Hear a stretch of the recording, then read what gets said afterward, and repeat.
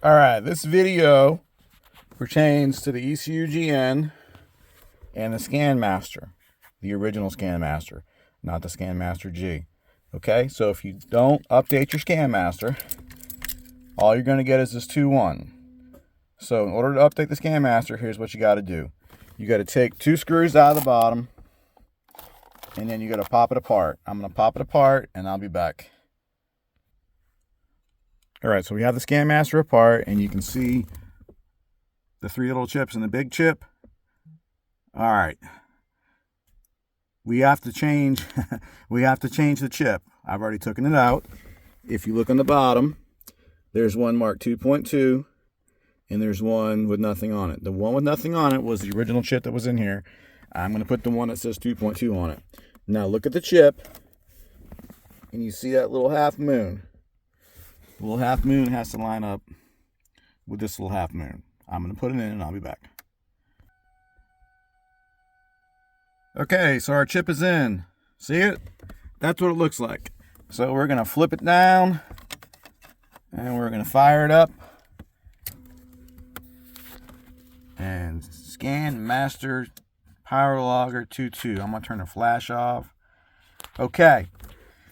The 19.19 is your air-fuel ratio. This engine isn't running, so our air-fuel ratio is 19.9 or whatever default is on this particular Ecu-gn. I know the newer ones have a free air test, and I haven't dealt with that yet, but I will. We'll discuss that later. Okay, this on the right, the 0.0 is your knock, and which that always should be 0 on a turbo Buick. Okay, so let me put the screen back on. All right, the screen's back on, and you can see Scanmaster, O2 millivolts, retard degrees. On an Ecu-gn car, the O2 millivolts goes away. We don't use that. We use air-fuel ratio. So now that 19.19 is an air-fuel ratio. It also goes away on a power logger car with a speed density chip, or I believe it's been a while since I've done anything. Bob, chime in and correct me. I know it's with a power logger with an external wideband. Is that correct? Correct me, Bob. All right, now here we go. That's our default home screen. Turn it off, turn it on. 2.2, power logger 2.2 goes to home screen. That's what should be on cruising down the road. Okay, your air fuel ratio at idle is going to be anywhere between 12 something, 13 something, could even be in the low 14s. And it's going to be varying. Your O2 or your retard degrees on the right, that is correct. It should always be 0.0. If you ever see anything down there, you need to lift. Might be false knock, might be wheel spin knock, might be true knock. Lift. The next screen, MAP, map sensor. Okay, that is the atmospheric pressure in Virginia today, 102. If anytime key on engine off isn't 102, 103, or 101, your map sensor's bad. To date, I've had 2 map sensors fail on Ecu-gns. They do go bad. Battery, BAT. Battery voltage, 11.7.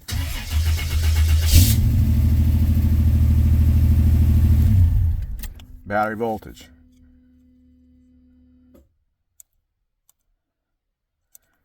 Correction factor.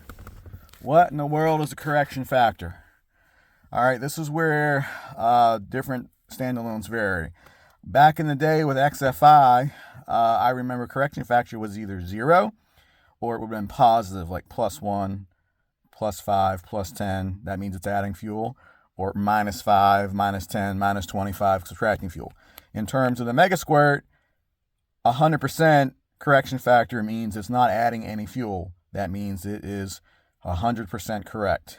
So if it goes to 105, it's adding 5% fuel. If it goes to 95, it's taking away 5% fuel. You will never get this to stay at 100%. If I adjust this correct today and I have it 100% across the board, the weather will change tomorrow and it will be off a little bit. OEM cars are built in with a wide correction factor, short-term and long-term fuel. So this is the same. So the correction factor can be within the range. It could be it could be 90 or it could be 110, and really and truly, it's still going to run fine.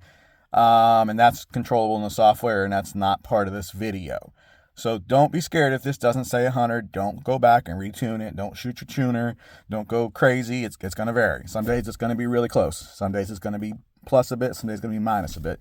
That's what makes a wideband car go from season to season without needing an adjustment in a tune in your car. NPH, that is mile per hour. The Scanmaster doesn't have provision for an M. That's an N. It's miles per hour. That's 0. If you don't have a VSS working, it's going to be 0.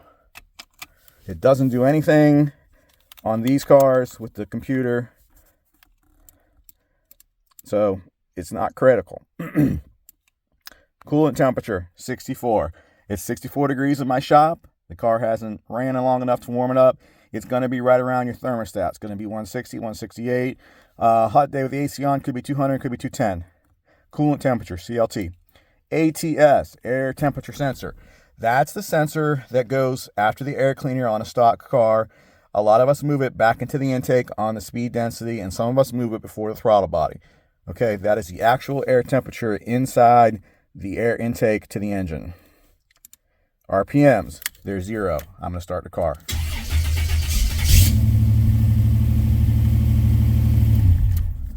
Okay, RPMs. It always defaults back to the home screen. 0. TPS, throttle position sensor.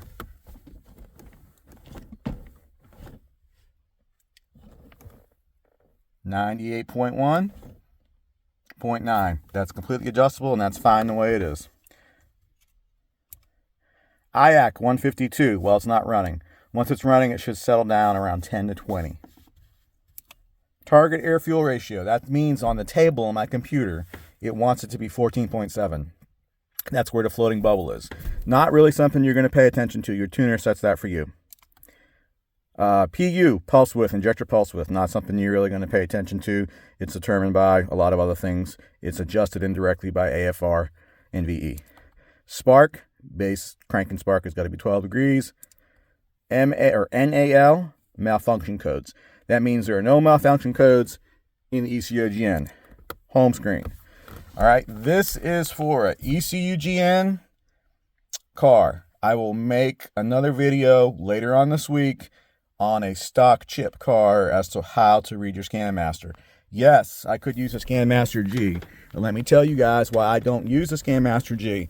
Because I like my Scanmasters here, or I like my Scanmasters there. Because I can't look over here when I'm going 100 plus miles an hour watching knock, but I sure can watch right here because I'm shooting down the bulge of the hood. That's my personal preference. It's all good. I do what my customers want. If the customers defer to me, that's where my Scanmasters will go.